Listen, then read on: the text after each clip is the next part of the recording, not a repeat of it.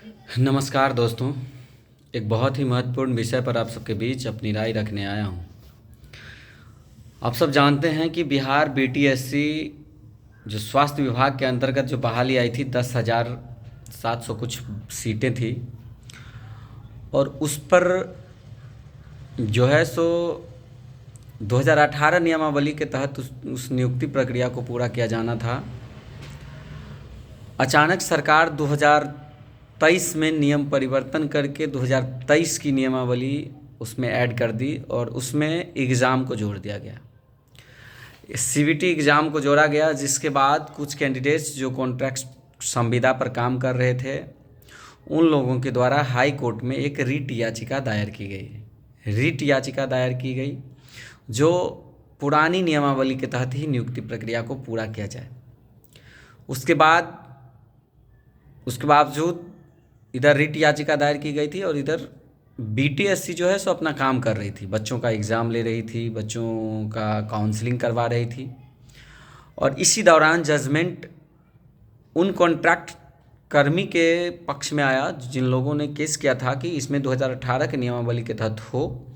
उन लोगों के पक्ष में जजमेंट आया और उन लोगों को हो गया कि अब उन लोगों को एक आस लग गई कि फिर से कि 2018 नियमावली के तहत होगी। और इस सबसे बड़ा धक्का उन लोगों को लगा जिन लोगों ने लगभग 8,000 लोग, 8,500 लोग जो क्वालिफाई किए हुए थे, 9,000 के लगभग, उन लोगों को बहुत बड़ा धक्का लगा कि उनके हाथ से एकदम से समझिए कि नौकरी निकलने लगी। जब जजमेंट एकल पीठ का आया, एकल पीठ मतलब सिंगल बेंच का वो जजमेंट था। हमने एक वीडियो बनाई थी और हमने कहा था कि इस पर सरकार अपील कर सकती है।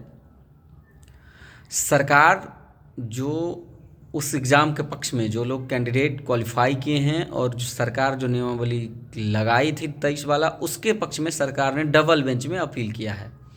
डबल बेंच में अपील मतलब कि जो ऑर्डर आया है, जो जजमेंट आया है, उसके खिलाफ की अपील किया गया है कि जो लोग एग्ज़ाम दे चुके हैं ऐसे लोगों को नियुक्ति पत्र देने की अनुमति सरकार उच्च न्यायालय दे। सरकार जो लोग क्वालिफाई किए हैं उनके पक्ष में है, सरकार उसके पक्ष में बिहार गवर्नमेंट ने अपील किया है डबल बेंच में। आप सब जानते हैं कि यह एक बहुत ही महत्वपूर्ण विषय था। सरकार को चाहिए था कि इस नियुक्ति प्रक्रिया में कोई लांछन ना लगे, लेकिन सरकार बीच में नियमावली बदली थी।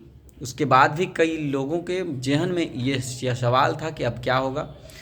अंततः जजमेंट आने के बाद बिहार सरकार ने जो क्वालिफाई की हुई कैंडिडेट थी उनके पक्ष में कि उसको बरकरार रखा जाए, इस नियुक्ति प्रक्रिया को पूरे होने दिया जाए, इसको लेकर के हाई कोर्ट में पीआईएल दायर किया गया है।